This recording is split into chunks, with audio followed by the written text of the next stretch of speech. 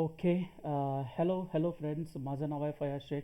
राज्यसेवा 2019मधून माझी भूमी अभिलेख उपाधीक्षक या पदावर निवड झालेली असून आम्ही सध्या आमचे जे 19चे अधिकारी मित्र जे आहेत, त्या सर्वांनी मिळून टू द पॉईंट नावाचा राज्यसेवा मुख्य परीक्षेचा एक कोर्स तयार केलेला आहे. आणि तो कोर्स सध्या लाईव्ह पण आहे आणि ॲपवर अवेलेबल पण आहे. तर त्याशिवाय सागर सरांनी मला सजेस्ट केलं होतं की आपण कंबाईनच्या मुलांसाठी, कंबाईनचं जे प्रिपरेशन करत आहेत त्या कॅन्डिडेटसाठी आपल्याला एखादा कोर्स बनवता येईल का? तर त्या दृष्टिकोनातून कंबाईनचा राज्यशास्त्रचा माझा एक कोर्स आहे, ज्याच्यामध्ये आपण पूर्णपणे लक्ष्मीकांत आणि पंचायत राज हे दोन्ही घटक एकदम डिटेलमध्ये एम पी एस सी राज्यसेवेच्या पॉईंट ऑफ व्ह्यूने डिस्कस केलेले आहेत. त्यामुळे ते नक्कीच कंबाईनच्या मुलांना फायदेशीर ठरणार आहेत. तर त्याचाच भाग म्हणून मागच्या वीकमध्ये आपण 2017च्या कंबाईनच्या पूर्वपरीक्षेच्या पी वाय क्यूचं डिस्कशन घेतलं होतं. तर या वीकमध्ये आता आपण 2018च्या कंबाईनच्या पी वाय क्यूमधील जे आपले पॉलिटीचे जे प्रश्न विचारलेले आहेत, जे काही 10 पॉलिटीचे, एक दोन समजा करंटमधले वाटले आपल्याला की पॉलिटीशी रिलेटेड आहेत, तर त्यांचीही आपण चर्चा करूया, डिस्कशन करूया. मागच्या ह्याला चांगला रिस्पॉन्स आला होता. तर हा जो सेशन राहील हा पण यूट्यूबवर अपलोड होईल. हा सेशन कसा वाटला, काय वाटलं, तुमच्या प्रतिक्रिया मला कळवा. इंस्टाग्राम, फेसबुक, टेलिग्राम कुठेही मला कॉन्टॅक्ट करू शकता. तिथेही आपण चर्चा करूया, डिस्कस करू शकतो या गोष्टी. तर ठीक आहे. तर विदाऊट मच अडू आपण सेशनला सुरुवात करूया. तर इथे जसं की मी बोलत होतो, हा राज्यशास्त्राचा कोर्स आहे जो की कंबाईन क्लास 2 असेल, कंबाईन क्लास 3 असेल, प्री असेल किंवा मेन्सचा असेल किंवा ए एस ओ मेन्सला असेल, पंचायत राजच्या टॉपिकसाठी असेल. हा परिपूर्ण अशा प्रकारचा कोर्स आहे जो की राज्यशास्त्राचा घटक एम पी एस सीच्या सर्व परीक्षासाठी उपयुक्त ठरेल असं मला वाटतं. एक साधारणतः 80+ लेक्चर्स आपण पी वाय क्यूजचं, वेगवेगळ्या परीक्षातून विचारलेल्या क्वेश्चन्सचं डिस्कशन करत घेतलेलं आहे. एका वर्षाची व्हॅलिडिटी आहे, कितीही वेळेस आपण पाहू शकतो, नोट्स आणि एट्सेट्रा एट्सेट्रा. तर ठीक आहे, चला आता लेक्चर सुरू करूया. तर इथे आहे तुमचं ओके. 2018चा हा पेपर आहे. तर डिस्कशन सुरू करूया. पहिला क्वेश्चन जो आहे आपला तो 10 नंबरचा आहे. So let us go there. Okay. Maharashtra राज्य महिला आयोगाचे डॅश हे महत्त्वाचे कार्य आढळते. राज्यातील स्त्रियांच्या सक्षमीकरणाचे प्रगतीचे मूल्यमापन करणे. संविधानाच्या अनुच्छेद 38, 39, 39A आणि 42 मध्ये अंतर्भूत केलेली निर्देशक तत्वे अंमलात आणणे. राज्य विधानसभा व स्थानिक स्वराज्य संस्थांमधील महिलांच्या निवडणुका घेणे वरीलपैकी नाही. आता आपण समजा परत हा एक सेकंड. ठीक आहे. आता हा क्वेश्चन तसं पाहायला गेलं तर फार सोपा आहे. काय करता येईल? राज्य विधानसभा व स्थानिक स्वराज्य संस्थांमधील महिलांच्या निवडणुका घेणे. आपल्याला माहिती आहे की निवडणुका घेण्याचं काम जे आहे ते इलेक्शन कमिशनचं असतं. त्यातही विधानसभेच्या निवडणुका कोण घेतं? सेंट्रल इलेक्शन कमिशन घेतं. स्थानिक स्वराज्य संस्थांमधील इलेक्शन कोण घेतं? स्टेट इलेक्शन कमिशन घेतं. एवढं आपल्याला माहिती आहे. त्यामुळे महिला आयोगाच्या संदर्भात हे वाक्य चुकीचं आहे. सो आपण सीला कट करू शकतो. ठीक आहे. त्यामुळे सी कट झाला आपला. ए आणि बी मध्ये आहे. इथे दिसते आपल्याला राज्यातील स्त्रियांच्या सक्षमीकरणाच्या प्रगतीचे मूल्यमापन करणे.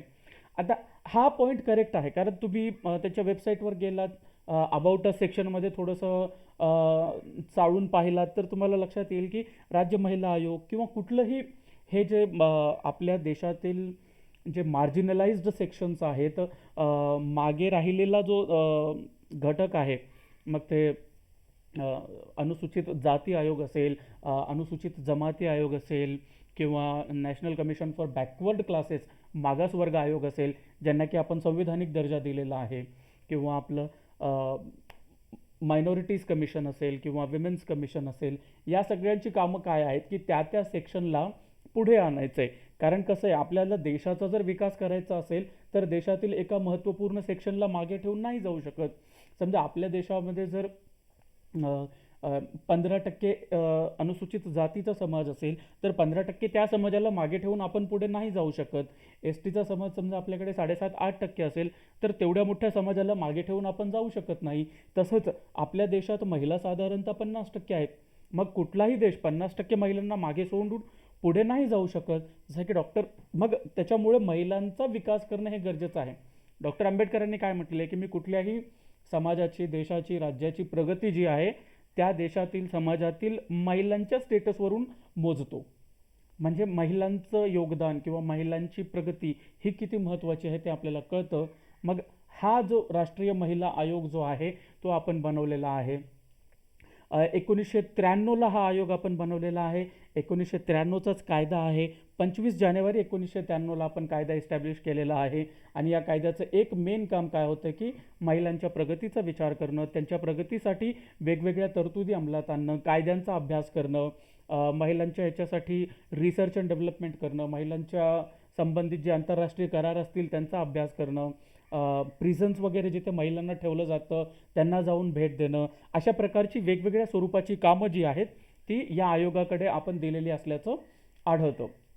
मग बी जो ऑप्शन आहे तो आहे की संविधानाच्या अनुच्छेद 38, 39, 39A, 42 मध्ये अंतर्भूत केलेली निर्देशक तत्वे अंमलात आणणे. आता हा पॉईंट जो आहे तुम्ही याच्यासाठी एक स्वतःहून आता कुठल्याही नोट्समध्ये जर आपण पाहिलं तर कधी कधी या असल्या गोष्टी काही राहून जातात. त्यामुळे आपण काय करायला पाहिजे, ज्या काही आपल्या सिलेबसच्या हेडिंग्ज आहेत ना, एक 10-20 मिनिटाचं काम असतं. राज्य महिला आयोगाच्या वेबसाईटवर जायचं, त्यांच्या अबाउट अस सेक्शनमध्ये पाहायचं. म्हणजे जे लोक राज्यसेवा मुख्य परीक्षेची तयारी करत असतील त्यांच्यापैकी मोस्टली सगळेजण ही जी प्रोसेस आहे ती फॉलो करतात. मग आपणही समजा महाराष्ट्र राज्य महिला आयोगाच्या वेबसाईटवर गेलात तर तिथे तुम्हाला या DPSPचा उल्लेख केलेला पहिल्याच पेजवर आढळतो. म्हणजे आयोगाच्या वेबसाईटवर जाऊन पाहणं किती महत्त्वाचं ठरतं हे आपल्याला याच्यावरून दिसतं. आता 38मध्ये काय आहे समजा ते मिनिमायझेशन ऑफ इनइक्वॅलिटीज म्हणजे सामाजिक आर्थिक विषमता जी आहे ती कमी करणे. 39 म्हणजे समजा तुमचं परत हे आहे A to F मध्ये वेगवेगळ्या ज्या महिलांच्या बालकांच्या कल्याणासाठी ज्या गोष्टी दिलेल्या आहेत त्या आहेत. 39A मध्ये काय आहे की सर्वांना समान न्याय आणि free legal aid to the poor म्हणजे गरीब लोकांना न्यायिक सहाय्य फ्रीमध्ये मिळालं पाहिजे. किंवा 42 मध्ये जे कामाच्या ठिकाणच्या डिसेंट कंडिशन्स असणं किंवा मातृत्वाचे संबंधित लाभ त्यांना भेटणं या गोष्टी गरजेच्या आहेत. तर हे सर्व जे काही आर्टिकल संविधानाचे दिसतात एकंदरीत ते महिला आयोगाच्या कार्यकक्षेत असल्याचं आपल्याला दिसून येतं. तर हा एक सिंपल आहे क्वेश्चन. हा इथे एक क्वेश्चन आपला संपला. ठीक आहे. तर लक्षात घ्या म्हणजे की मेन ज्या आपल्या परत मी जे बोलतोय की काही ज्या गोष्टी आहेत त्या सिलेबसमध्ये आपल्या पुस्तकांच्या हेडिंग्समध्ये दिलेल्या आहेत. काही गोष्टी आपल्याला नोट्समधून काढाव्या लागतात.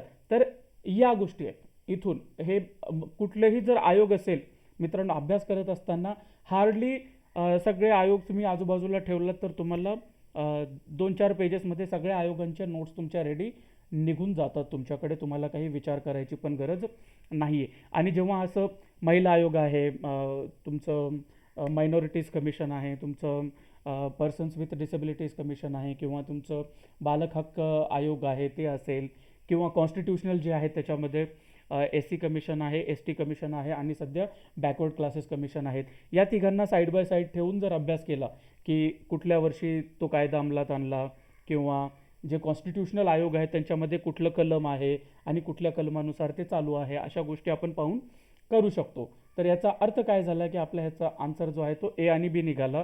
आणि कंपॅरेटिव्हली जेव्हा आयोगांचा आपण अभ्यास करू, कंपॅरेटिव्ह जेव्हा त्यांच्या नोट्स काढू तेव्हा ते लक्षात ठेवणं आपल्या इझी जातं. मग नेक्स्ट काय, ठीक आहे. महाराष्ट्र जिल्हा परिषद व पंचायत समिती अधिनियम 1961 नुसार खालील जोड्या लावा. आता हा जो प्रश्न आहे मित्रांनो तो अत्यंत डिफिकल्ट कॅटेगरीमधला प्रश्न आहे. ठीक आहे. कारण बघा दिस इज 2018, 2018चा आपण विचार करतोय. 2017च्या पूर्वपरीक्षेला आय थिंक पंचायत राज सेक्शनमधून काहीच विचारलेलं नव्हतं. आणि जे लोक कंबाईनचा अभ्यास करतात फक्त स्पेसिफिकली ते पंचायत राज एकदम बेसिक लेवलचं वाचून काढतात. मग किंवा इवन जे कोणी राज्यसेवा जरी करत असतील त्यांच्यासाठी पण हे कलम पाठ असणं तेही झेडपी पंचायत समिती ॲक्ट 1961 मधील अशक्य आहे.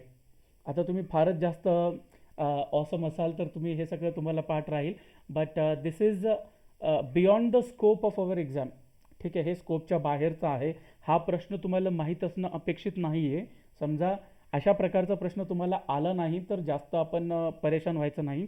किंवा 2018ला असा प्रश्न विचारलेला आहे म्हणून झेडपी पंचायत समितीचे सगळे कलम पाठ करत बसायचं पण कारण नाही आहे. तर मित्रांनो, जेव्हा मी म्हणतोय की क्वेश्चन्सचं ॲनालिसिस करायचं, तर ॲनालिसिस करायचं म्हणजे काय की आपण जुने प्रश्न घेतले आणि रप्रप सॉल्व केले, हां ठीक आहे, अरे बरोबर आला माझा, पुढे गेलोत, किंवा अरे माझा चुकला, पुढे गेलोत, त्याला काही अर्थ नाही आहे. ॲनालिसिस म्हणजे की नेमके कशा प्रकारचे प्रश्न विचारले जात आहेत, नेमके कुठल्या टॉपिक्समधून विचारले जात आहेत, सिलेबसच्या कुठल्या पॉईंटला जास्त महत्त्व दिलेलं आहे, त्यापैकी कुठले प्रश्न कुठल्या बुक्समधून विचारलेले आहेत, आणि मी कुठले प्रश्न रेफर करायला पाहिजे, कसं केलं पाहिजे, या गोष्टी तुम्हाला कळाल्या पाहिजेत. राईट. तर आता इथे बघा, तुम्हाला एक गोष्ट लक्षात येईल की ZPPSचं आता आम्ही पंचायत राजचं करत असताना मी थोडंसं काय लक्षात ठेवलं होतं, फक्त कलम नंबर तर आपल्याला विषयच नव्हता समजा, फक्त हे होतं की ZP पंचायत समिती कायदा आहे. तर ह्याच्यामध्ये सुरुवातीचे जे काही कलम आहेत ते ZP बद्दलचे आहेत, त्याच्यानंतरचे काही कलम जे आहेत ते पंचायत समितीचे आहेत. मग 77A नावाचा एक कलम आहे. या 77A कलममध्ये तुमच्या सरपंच समितीबद्दल डिस्कशन आहे. तर असे काही मी काय केलं होतं, या कायद्यामधील 5-10 सेक्शन्स फक्त लक्षात ठेवले होते. म्हणजे की पंचायत समितीची स्थापना, निवडणूक, ZPची स्थापना, निवडणूक, BDO, CEO, कारण हे जे आहेत ना ते MPSCच्या सिलेबसमध्ये मेन्शन केलेले काही काही गोष्टी आहेत, वारंवार प्रश्न विचारलेले आहेत, त्यामुळे त्याच्यानुसार ठेवले होते.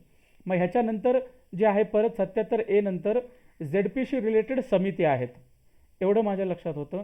आणि त्याच्यानंतर अधिकाऱ्यांचं पण जे होतं, BDO हा CEOच्या नंतर आहे, CEOचा कलम आधी आहे, BDOचा कलम नंतर आहे, एवढं माझ्या लक्षात होतं. आणि किशोर लवटे सरांच्या बुकमध्ये या पेजला इकडे होतं, दुसऱ्या साईडच्या पेजला BDO आणि CEO होतं, एवढं माझ्या लक्षात होतं. तर त्याच्यावरून जर अंदाज लावायचाच म्हटलं तर 77Aला सरपंच समिती आहे, त्याच्या आधी पंचायत समिती सभापती उपसभापती यांचे अधिकार व कार्य आलं पाहिजे, आणि त्याच्यानंतर जिल्हा परिषद समित्यावर रचना वगैरे आली पाहिजे. त्यामुळे PSचं हे आधी पाहिजे, ZP समिती आहे त्याच्यानंतर पाहिजे, आणि B आणि D मध्ये मुख्य कार्यकारी अधिकारी आधी पाहिजे, त्याच्यानंतर BDO पाहिजे. मग या सर्व गोष्टींचं लक्षात घेऊन समजा मी सरपंचाचे अधिकार वगैरे 76ला लावले, ZPच्या समित्या वगैरे मग 78ला लावलं, आणि 95 आणि 97मध्ये CEO आधी आहे म्हणून CEO मी 95ला केलं, आणि गटविकास अधिकारी नंतर आहे पंचायत समितीचा, मग त्याला मी 97 केलं. अशा प्रकारे 16व्या प्रश्नाचं उत्तर जे आहे माझं ते ऑप्शन 2 आलं. बट मी परत एम्फसाइज करतोय, I can't stress this enough, हा प्रश्न येणं अपेक्षित नाही आहे.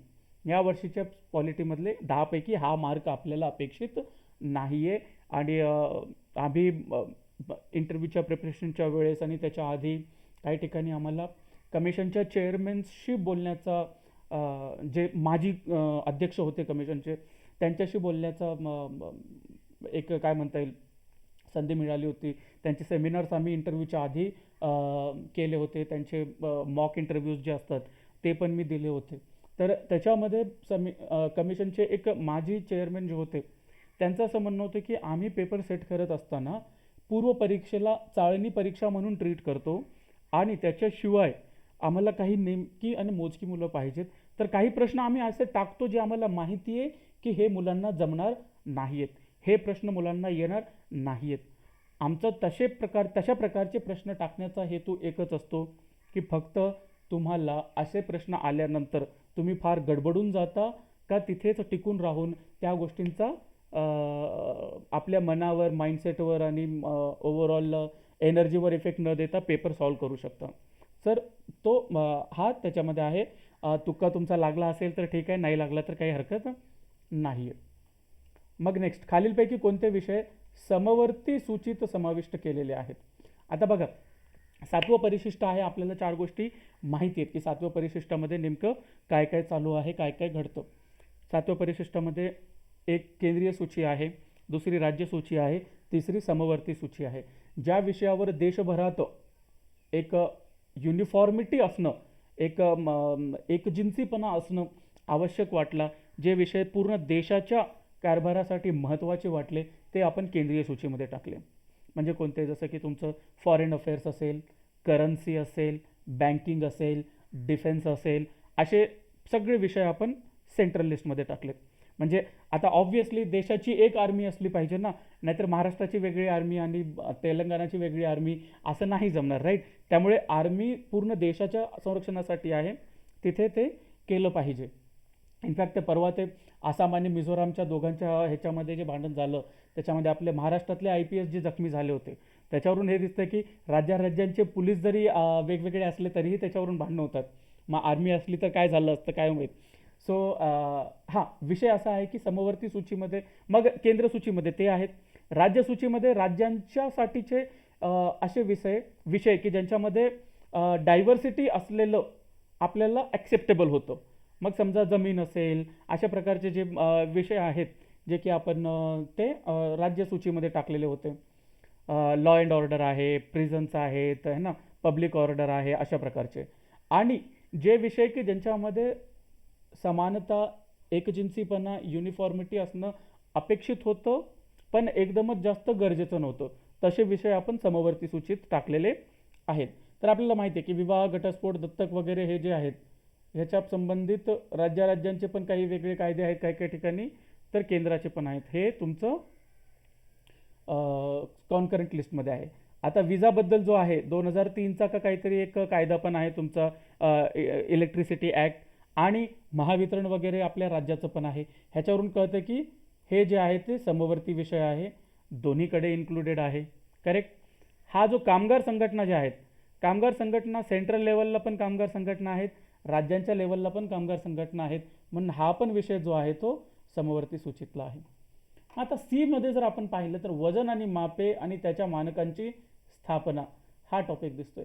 आता ह्याच्यात आपल्याला एक गोष्ट लक्षात ठेवायची आहे की वजन आणि माप, वेट्स अँड मेजर्स, यांच्या मानकांची स्थापना हा सेंट्रल लिस्टमधला टॉपिक आहे.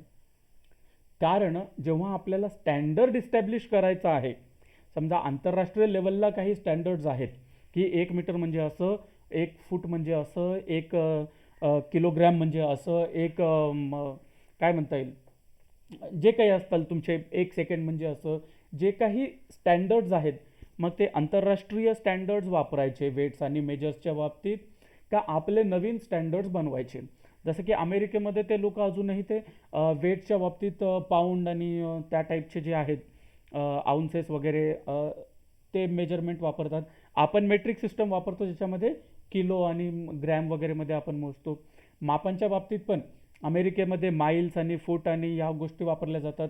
आपल्याकडे मोस्टली स्टँडर्ड जे आहे ते आपण मीटर, सेंटीमीटर वगैरे मेट्रिक सिस्टम वापरतो. तर अशा प्रकारचे स्टँडर्ड्स पूर्ण देशभरात एकत्र असणं महत्त्वाचं आहे. त्यामुळे वेट्स आणि मेजर्सचं स्टँडर्ड जे आहे ठरवायचं, तो सेंट्रल टॉपिक आहे. करेक्ट? आणि वेट्स आणि मेजर्स, फक्त वेट्स आणि मेजर्स जेव्हा असतील तेव्हा ते तुमचे स्टेट लिस्टमध्ये त्यांना येऊन टाकतं आपण. ठीक आहे? वेट्स आणि मेजर्सला स्टँडर्ड सेटिंग जे आहे ते सेंट्रल लिस्टला आहे. वेट्स आणि मेजर्स जे आहे फक्त ते कॉन्करंट लिस्टमध्ये आहे, आणि त्या कॉन्करंट लिस्टमध्ये वेट्स आणि मेजर्स स्टेट गव्हर्नमेंट पण त्याच्यावर काम करत असते. मग अशा प्रकारे ज्याच्यामध्ये समजा भेसळ आहे का नाही, वजन वगैरे बराबर वापरले जात आहेत का नाही, वजनाचे काटे जे दुकानात वापरले जातात त्यांचं इन्स्पेक्शन वगैरे ही जी कामं आहेत ती स्टेट गव्हर्नमेंट करते. त्यामुळे फक्त वजन आणि मापांची अंमलबजावणी जी आहे ती स्टेट गव्हर्नमेंट करते, वजन आणि माप या कॉन्करंट लिस्टच्या टॉपिकचा सहारा घेऊन. पण त्यांच्या मानकांची स्थापना जी आहे की नेमकं 1 किलो म्हणजे काय आणि 1 मीटर म्हणजे काय हे ठरवण्याचं स्टँडर्ड सेट कोण करतं? सेंट्रल लिस्टमध्ये केंद्र सरकार करतं. त्यामुळे ABD तुमचं समवर्ती सूचित आहे, C चुकीचं आहे. त्यामुळे ऑप्शन तुमचा 3 हा योग्य ऑप्शन इथे येतो. आता परत 18मध्ये काय म्हटलं की अयोग्य विधान तुम्हाला शोधायचं आहे. ठीक आहे? आता मागासवर्गीय राष्ट्रीय आयोग ही वैधानिक संस्था आहे. आता 2021ला 102वी घटना दुरुस्ती झालेली आहे, ज्याच्याने तुमचं काय केलं, 338 बी जे आहे ते तुम्ही बनवलेलं आहे. सेक्शन आर्टिकल जे आहे ते संविधानामध्ये ॲड केलेलं आहे आणि मागासवर्गीय आयोगाला आपण सध्या कॉन्स्टिट्यूशनल बॉडी बनवलेलं आहे. बट हा पेपर आहे मित्रांनो 2018चा. तेव्हा 102वी घटनादुरुस्ती झालेली नव्हती. तेव्हापर्यंत मागासवर्गीय आयोग जो आहे तो वैधानिक संस्था होता. 1993ला त्याची स्थापना झाली होती. त्यामुळे 1990ची स्थापनावाला हा जो आहे तोही तुमचा चुकलेला आहे आणि तिथून 1993 पासून ते ऑलमोस्ट 7 वेळेस या आयोगाचं काम जे आहे ते चाललेलं होतं. ठीक आहे. हा आयोग गृह खात्याअंतर्गत काम करतो.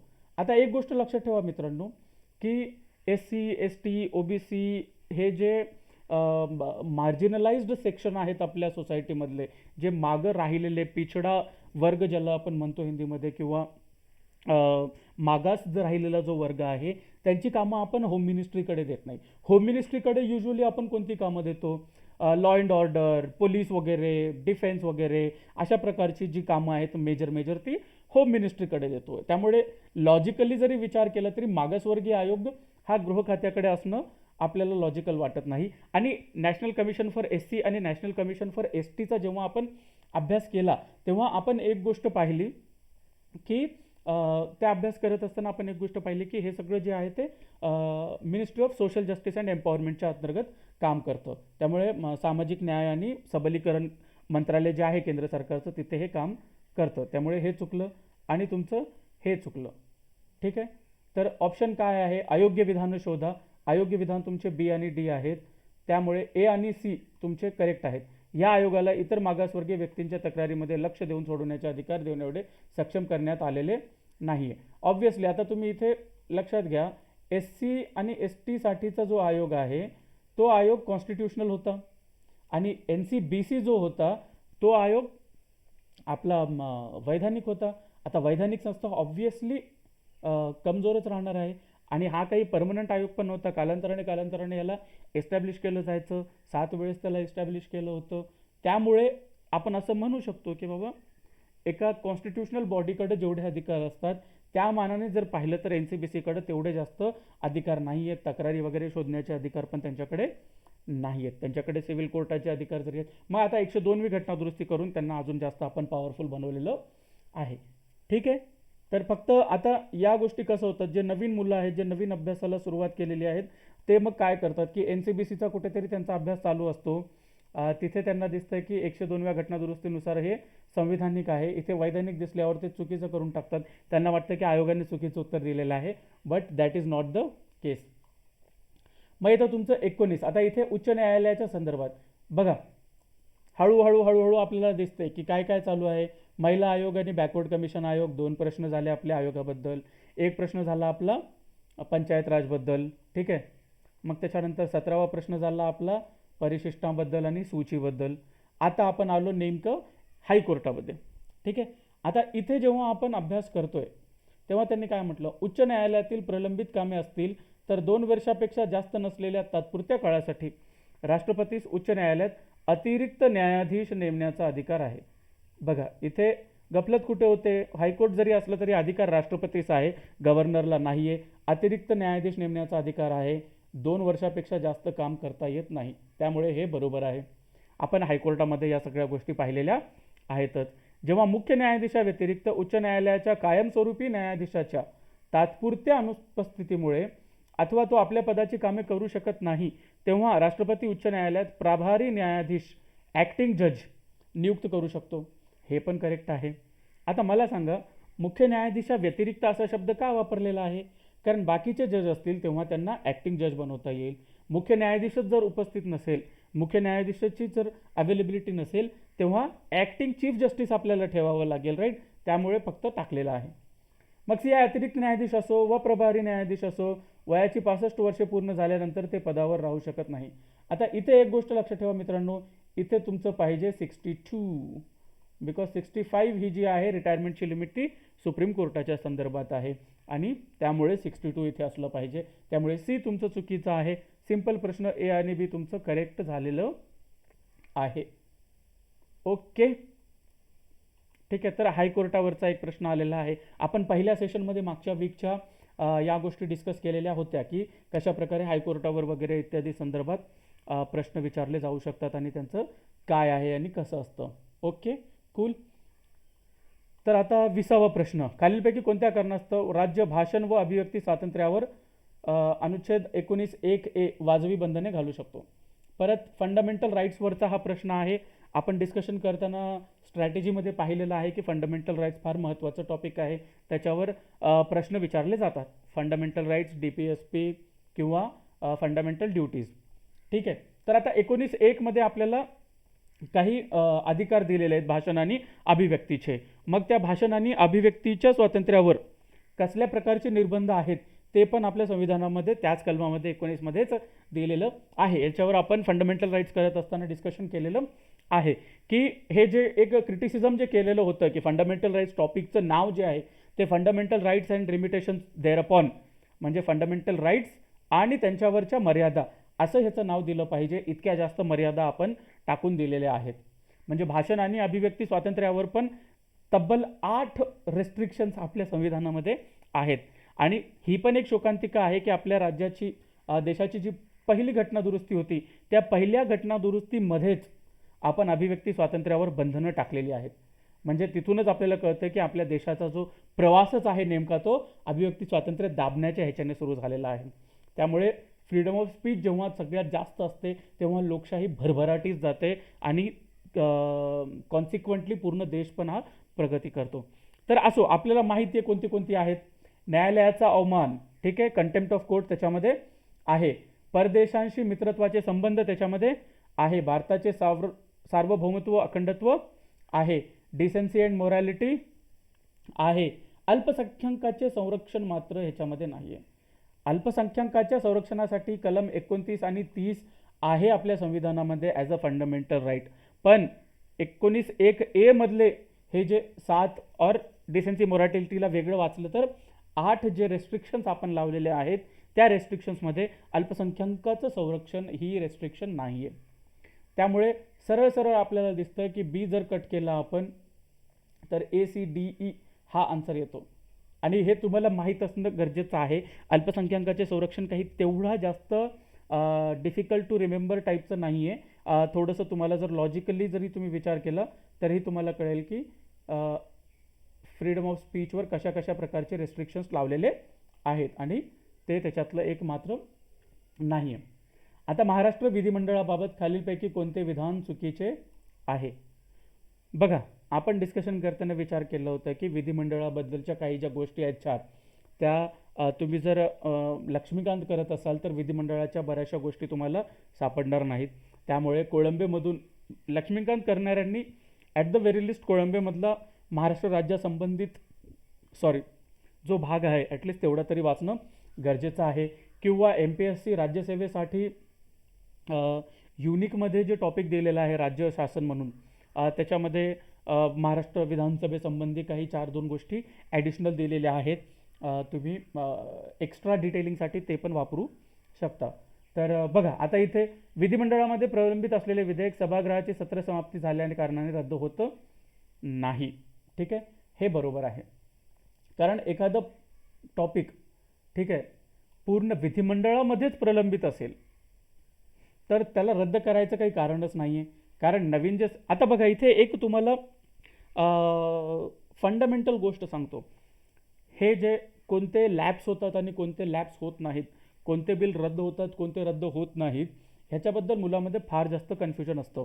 तर हे रद्द होणं न होणं ह्याच्या मागचं लॉजिक काय आहे ते आपण जर समजून घेतलं तर तो लॉजिक लावून या गोष्टी आपल्या लक्षात राहू शकतात. मग कोणते बिल रद्द होतात कोणते रद्द होत नाहीत ह्याच्या मागचं लॉजिक काय आहे. तर बघा, जेव्हा इलेक्शन होतं तेव्हा आपण विधानसभा जी आहे ती नवीन निवडून आणतो. करेक्ट. विधान परिषद तर कंटिन्युअसली आपली महाराष्ट्राची चालूच असते. लोकसभा नवीन निवडून आणतो, राज्यसभा कंटिन्युअसली आपली चालूच असते. करेक्ट. मग याच्यावरून आपल्या लक्षात येतं की नवीन सरकार जेव्हा आपण निवडून आणतो तेव्हा आपण नवीन विधानसभा निवडतो. मग नवीन सरकार आल्यावर नवीन विधानसभा येते, मग त्या सरकारचा नवीन एजेंडा काहीतरी असतो. फॉर एक्झाम्पल समजा की 2019 पर्यंत आपल्याकडे भाजपा प्रणित युती सरकार होतं. मग नंतर इलेक्शन झाले, नवीन विधानसभा आली, त्याच्यामध्ये महाविकास आघाडीचं सरकार आलं. म्हणजे काय झालं, विधान परिषद जे आहे ते जसंच्या तसंच राहिलेलं आहे. त्याच्या मेंबरशिपमध्ये, त्याच्या ह्याच्यामध्ये काही फरक झालेला नाही. पण विधानसभेची मेंबरशिप मात्र चेंज झाली आहे. विधानसभेतलं सरकार आपल्या राज्याचं चेंज झालेलं आहे. त्यामुळे काय होईल, जुनं जे सरकार होतं फडणवीस यांचं, त्या सरकारचा एजेंडा वेगळा होता, त्या सरकारच्या प्रायोरिटीज वेगळ्या होत्या.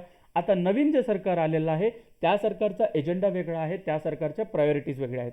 त्यामुळे काय होईल, जुन्या सरकारचे जे काही बिल्स त्यांनी त्यांच्या विधानसभेमध्ये पास करून घेतलेले असतील ते सगळे आपण काय करून टाकतो, रद्द करून टाकतो. का? कारण नवीन विधानसभा आलेली आहे. नवीन विधानसभेला जे मान्य करायचं असेल ते मान्य करतील, जे नाही मान्य करायचं ते नाही मान्य करणार. एवढं सिंपल जरी लॉजिक तुम्ही लक्षात ठेवलं तरीही हे क्वेश्चन्स आपल्याला इझिली सॉल्व्ह होतात. विधान परिषदेत प्रलंबित असलेले जे विधेयक विधानसभेने मंजूर केलेले नसेल ते विधानसभेचे विसर्जन झाले असता रद्द होत नाही. म्हणजे काय की आता विधिमंडळामध्ये प्रलंबित म्हणजे विधानसभा आणि विधान परिषद या दोन्ही ठिकाणी ते प्रलंबित आहे. विधानसभा विधान परिषद दोन्ही ठिकाणी प्रलंबित आहे.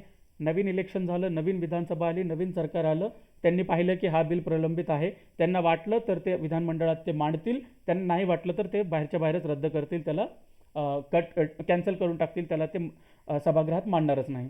ठीक आहे. दुसरं, विधान परिषदेत एखादं बिल प्रलंबित आहे आणि विधानसभेने मंजूर केलेलं नाही आहे. म्हणजे काय, तो बिल विधान परिषदेत सुरू झाला आहे आणि अजून विधान परिषदेने पास केलेला नाही आहे आणि विधानसभेने मंजूर केलेलाच नाही आहे, म्हणजे विधानसभेशी त्याचा संबंध आलेला नाही आहे. आता तो बिल आपण रद्द करत नाही, कारण नवीन सरकार आल्यावर तो जो विधान परिषदेत प्रलंबित बिल आहे, सरकार म्हणते की ठीक आहे, आता विधान परिषदेत तो बिल मांडा, त्याच्यानंतर तो विधानसभेला येईल, तिथे पण सरकारला जर पास करून घ्यायचं असेल तर ते करून घेतील.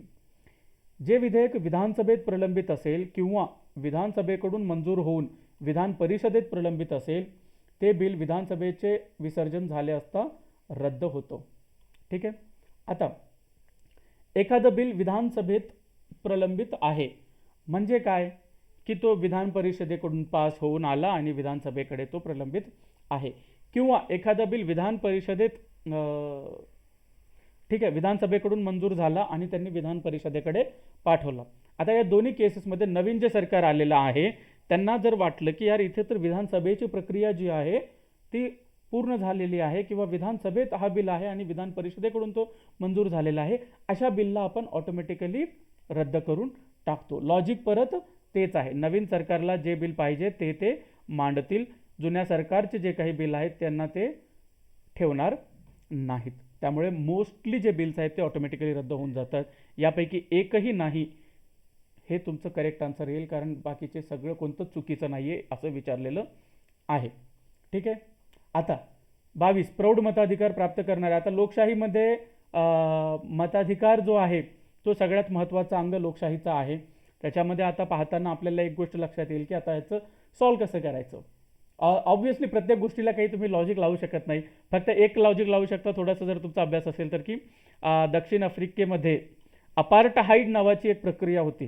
त्याला मराठीत आय डोंट नो त्याला मराठीत काय म्हणतात, पण म्हणजे की इसेन्शियली जे मायनॉरिटी व्हाईट लोक होते, गोरे लोक होते, ते एक फार जास्त रेसिस्ट आणि भेदभाव करणारी सरकार चालवायचे, ज्याच्यामध्ये काळ्या लोकांना ब्लॅक लोकांना जास्त अधिकार नव्हते.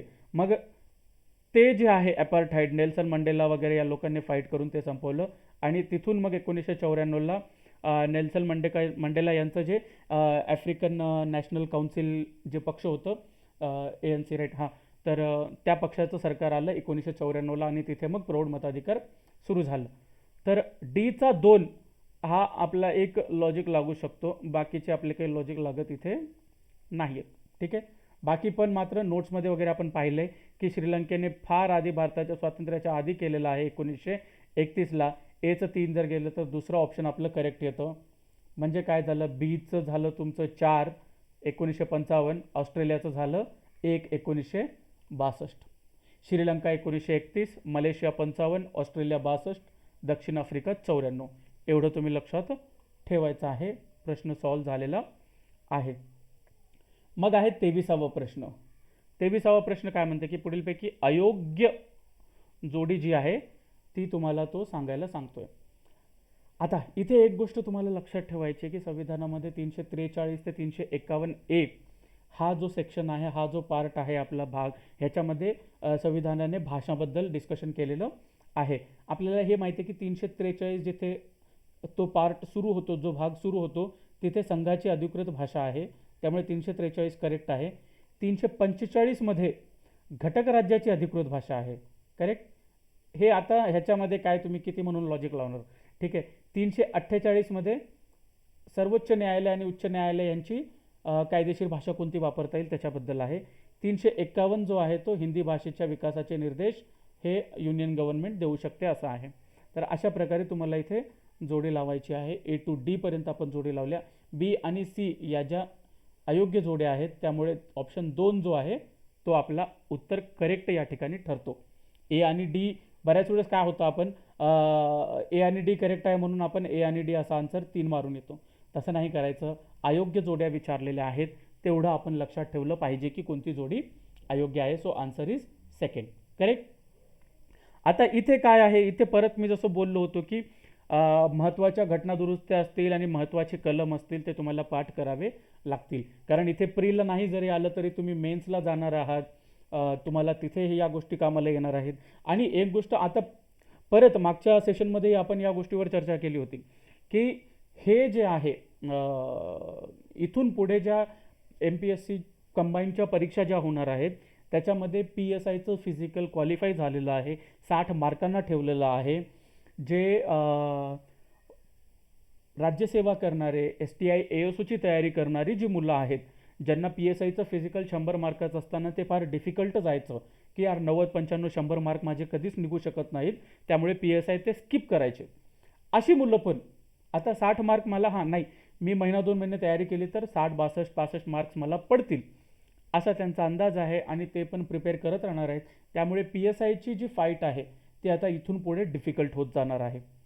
ASO STI तर आधीपासूनच डिफिकल्ट आहे, पण PSIची मेन्स यापुढे डिफिकल्ट होत जाणार आहे. त्यामुळे असे जे प्रश्न आहेत जे की जिथे तुम्हाला मेहनत जास्त घ्यावी लागेल, हे आहे सोपं पण तुम्हाला मेहनत जास्त घ्यावी लागेल, तुम्हाला रट्टा मारावा लागेल, तुम्हाला पाठांतर करावं लागेल, ठीक आहे.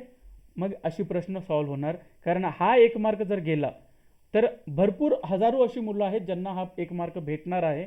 ते हजारो मुलं पुढे जातील आणि ते मग मेन्सचा भाग बनतील आणि आपण बनणार नाहीत. आता 24 बघा, महानगर क्षेत्र नियोजन समिती संदर्भात खालील विधाने लक्षात घ्या. या समित्यांची रचना आणि सदस्य निवडींची पद्धत ठरवण्याचा अधिकार राज्य शासनाला असतो, करेक्ट आहे. या समित्यावर केंद्र शासन, राज्य शासन, इतर संस्थांना प्रतिनिधित्व देण्यासाठी राज्य शासन जे आहे ते तरतूद करू शकतं, हे पण करेक्ट आहे. त्यामुळे चुकीचं काय आहे विचारलं तर चुकीचं काही पण नाही आहे, हे तुमचं उत्तर आलं. आता हा परत पॉईंट जो आहे तो तुमचा पंचायत राज या सेक्शनमधला आहे. म्हणजे काय झालं, 2017ला पंचायत राजवर प्रश्नच विचारलेला नाही आहे आणि 2018ला मात्र पंचायत राजवर 2 प्रश्न विचारलेले आहेत आणि दोन्ही प्रश्न बऱ्यापैकी डिफिकल्ट आहेत. तो जोड्या लावाचा प्रश्न तर आपण सोडूनच देणार आहोत, त्याच्याबद्दल आपण डिस्कसच नाही करणार. पण हा जो प्रश्न आहे तो सॉल्व्ह करण्यासारखा आहे. काय आहे, 73 आणि 74व्या घटनादुरुस्तीबद्दलचा आहे. 243 ZD हा जो कलम आहे त्याच्यामध्ये जिल्हा नियोजन समितीबद्दल चर्चा केलेली आहे आणि 243 ZE हा जो कलम आहे त्याच्यामध्ये महानगर क्षेत्र नियोजन समिती संदर्भात डिस्कशन केलेलं आहे. म्हणजे काय की ZD म्हणजे जी जिल्हा नियोजन समिती आहे, तुम्ही नेहमी कुठेही समजा पेपरमध्ये इकडे तिकडे कायम न्यूज येत असते बघा की समजा पुण्याचे पालकमंत्री अजितदादा आहेत तर अजितदादांनी पुणे जिल्हा नियोजन समितीची बैठक घेतली, किंवा नांदेडचे पालकमंत्री अशोक चव्हाण साहेब आहेत तर अशोक चव्हाणांनी पुणे जिल्हा नियोजन समितीची बैठक घेतली. म्हणजे काय की 73-74 घटनादुरुस्तीमध्ये आपण ग्रामीण आणि शहरी क्षेत्रासाठी, ग्रामीण क्षेत्रामध्ये आता पंचायत राजमध्ये या सर्व गोष्टी आपण फार डिटेलमध्ये केलेल्या आहेत. ग्रामीण क्षेत्रामध्ये आपण काय केलं, गावाला ग्रामपंचायत, तालुक्याला पंचायत समिती आणि जिल्ह्याला जिल्हा परिषद, ठीक आहे, हे झालं.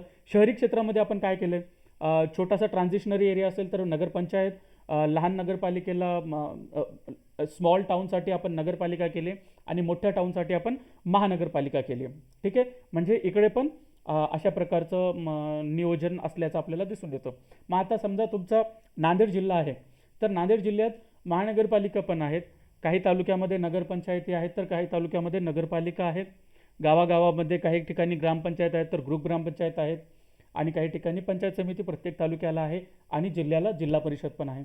मग आता प्रत्येकजण आपापले हे जे आहेत, प्रत्येक गावामधून जे आहेत तुमचे वार्षिक जे आहेत प्लान, बजेट, हे वर जात जात ग्रामपंचायतीतून पंचायत समितीला जातात, पंचायत समितीतून झेडपीला जातात.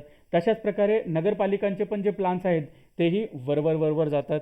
मग आता कुठे का काही का असे ना, समजा पूर्ण जिल्ह्याचं नियोजन बनवायचं असेल तर कुठे ना कुठे या जिल्ह्यामधील हे जे ग्रामपंचायत, पंचायत समिती, झेडपी आणि नगरपंचायत, नगरपालिका, महानगरपालिका या दोघांमध्ये एका प्रकारचं कोऑर्डिनेशन आणणं गरजेचं आहे. तर या दोघांच्याकडूनच्या ज्या योजना आहेत त्या सगळ्या घ्यायच्या, एक जिल्हा नियोजन समिती बनवायची. त्या समितीमध्ये मग मेंबर कुठले ठेवायचे, हे जे नगरपंचायत, नगरपालिका ह्यांच्यामधले जे मेंबर्स आहेत त्यांच्यापैकी, आणि पंचायत समिती, जिल्हा परिषद यांचे जे अध्यक्ष आहेत त्यांच्यापैकी. मग असं झालं जिल्ह्याचं. मग दुसऱ्या ठिकाणी काय होतं की पुण्यामध्ये पुणे शहर, पिंपरी चिंचवड शहर असा एक फार मोठा महानगर एरिया आहे. मग पुण्यामध्ये काय करणार आहेत आपण माहिती आहे का, जिल्हा नियोजन समिती पुण्याची वेगळी काम करणारच आहे, जे दूरचे बारामती, इंदापूर वगैरे तिकडचे जे गाव आहेत, जुन्नर वगैरे, त्यांची कामं पाहिल. पण त्याही पलीकडे जाऊन पुणे, पिंपरी चिंचवड तुमचं, आणि तुम्ही जर पुणे मेट्रोपॉलिटन रिजनल डेव्हलपमेंट अथॉरिटीच्या वेबसाईटवर गेलात तर पुणे महानगर एरियाचा त्यांच्याकडं जो आहे ऑलमोस्ट अर्धा जिल्हा त्यांनी त्याच्यामध्ये घेतलेला आहे.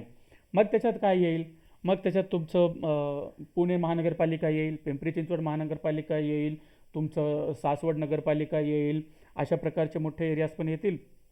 आणि याच तालुक्यामधले मुळशी, मावळ या तालुक्यामधल्या छोट्या छोट्या ग्रामपंचायती पण येतील. तुमची बालेवाडी ग्रामपंचायत येईल, हिंजवडी ग्रामपंचायत येईल, राईट. मग आता काय करायचं आहे, या सेपरेट आपलं प्लॅनिंग लागतं, म्हणून आपण काय करतो, 243ZE अंतर्गत एक महानगर क्षेत्र नियोजन समिती बनवतो. मग या महानगर क्षेत्र नियोजन समितीमध्ये या पूर्ण महानगर एरियामधल्या ज्या महानगरपालिका आहेत, नगरपालिका आहेत, त्यांचे मेंबर्स असतात, त्यांच्यापैकी काही निवडलेले, आणि या एरियामध्ये पंचायत समिती, झेडपी, ग्रामपंचायती जे आहेत त्यांचे अध्यक्ष वगैरे त्यांनी निवडून दिलेले काही मेंबर्स असतात. मग किती असतात, तर त्यांच्या लोकसंख्येच्या प्रमाणात हे मेंबर्स त्याच्यामध्ये निवडून दिलेले असतात, की जेवढा अर्बन एरिया आहे तेवढे आणि जेवढा रुरल एरिया आहे तेवढा. महानगरमध्ये पण तसंच, जिल्हा नियोजन समितीमध्ये पण तसंच आहे. अशा प्रकारे 243ZD आणि ZEचं हे चालतं. या गोष्टीवर आपण चांगलं डिस्कशन पंचायत राजच्या टॉपिकमध्ये केलेलं आहे. तुर्तास एवढं लक्षात ठेवणे तरी गरजेचं आहे. आपण फार जास्त भरकटलो असं वाटतं मला.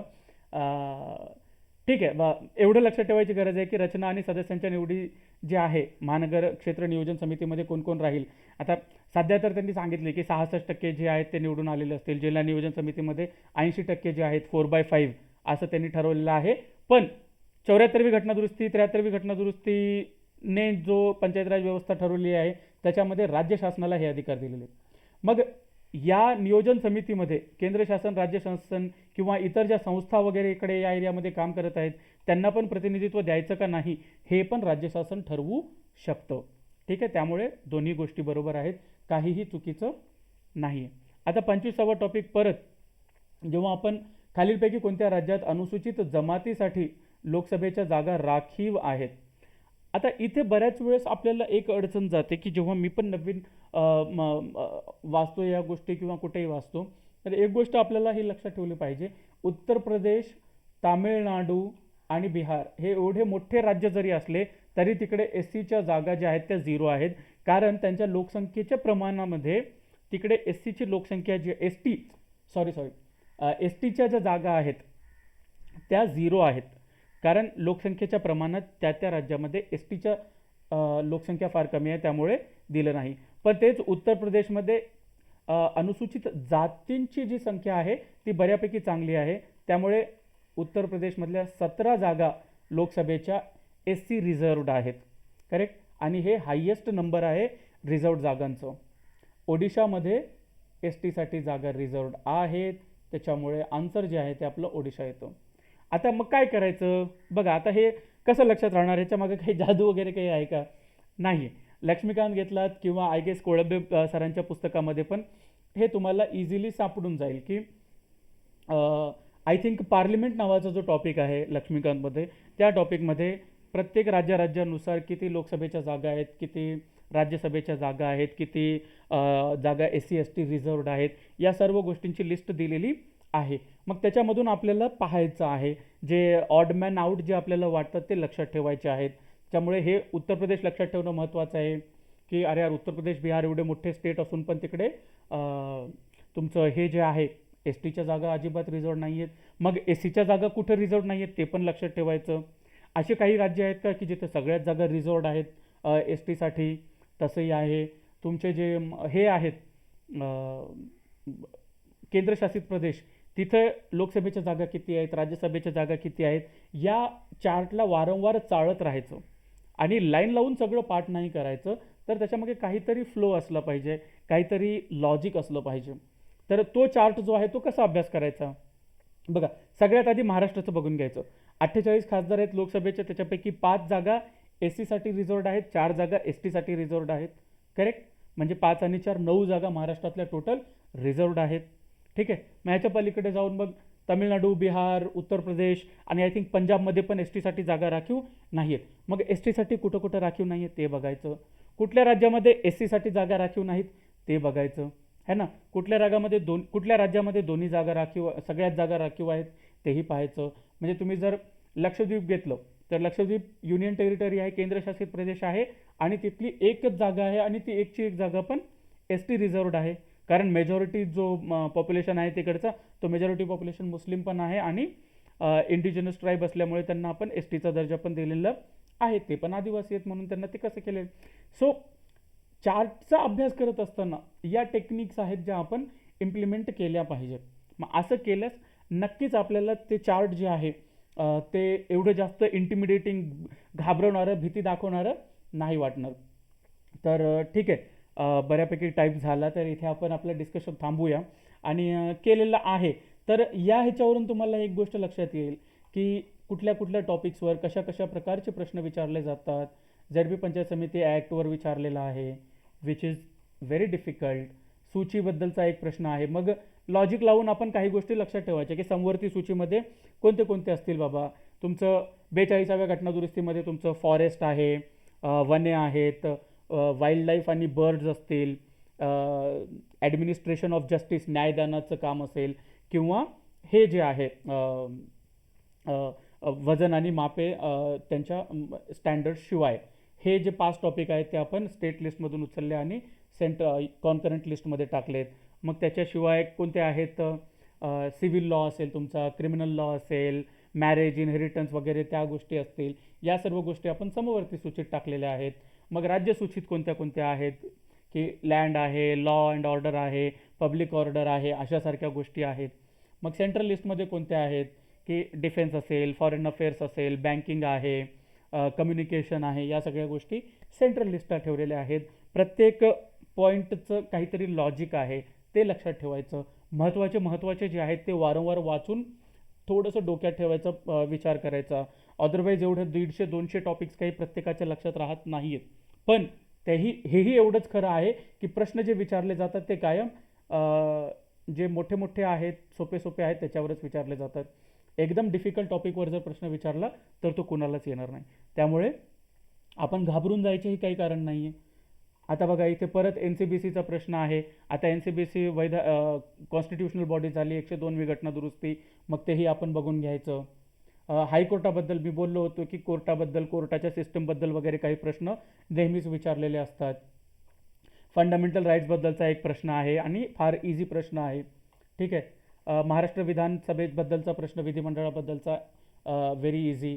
प्रौढ मताधिकार आपल्याला सगळ्यांनी आपण काही ना काही याच्यामधल्या जोड्या ज्या आहेत त्या पाठ केलेल्या आहेत. थोडंफार लॉजिक लावून आपण हे लक्षात ठेवू शकतो. हे परत इन दी एंड संविधानाचे आर्टिकल्स पाठ करणं हे फार जरी डिफिकल्ट जरी असलं तरी अभ्यास करणाऱ्या प्रत्येक मुलाला पाठ आहेत. त्यामुळे एवढं आपल्याला असणं अपेक्षित आहे. हे परत पंचायत राजमधला एक प्रश्न आहे आणि हा परत अजून संसदेशी रिलेटेड प्रश्न आहे. तर अशा प्रकारे आपण 2018च्या कंबाईनचाही पेपर पाहिलेला आहे. तर इथे मित्रांनो मला परत एकदा हा सेशन कसा वाटला ते सांगा. ह्याच्यामध्ये काही इम्प्रूव्हमेंट्स कराव्याशा वाटत असतील तर ते सांगा, किंवा 26 फेब्रुवारीच्या आधी काही स्ट्रॅटेजीचं एखादं सेशन घ्यावं, किंवा कोणते महत्त्वाचे टॉपिक्स आहेत त्याच्यावर काही घ्यावं, किंवा सिलेबसमधला एखादा जर टॉपिक तुम्हाला कळत नसेल आणि त्याच्यावर आपण चर्चा करावी असं वाटत असेल तर तेही करूया. सो या व्हिडिओला लाईक, कमेंट, शेअर, सबस्क्राईब सगळं करा. कमेंट्समध्ये मला कळवा कसं वाटलं, काय वाटलं, आणि 19 आणि 20चे सेशन्स तुम्हाला हवे आहेत का तेही कळवा, म्हणजे तेही मी शूट करून आपण यूट्यूबला अपलोड करूया. So let us stop here. Thank you very much.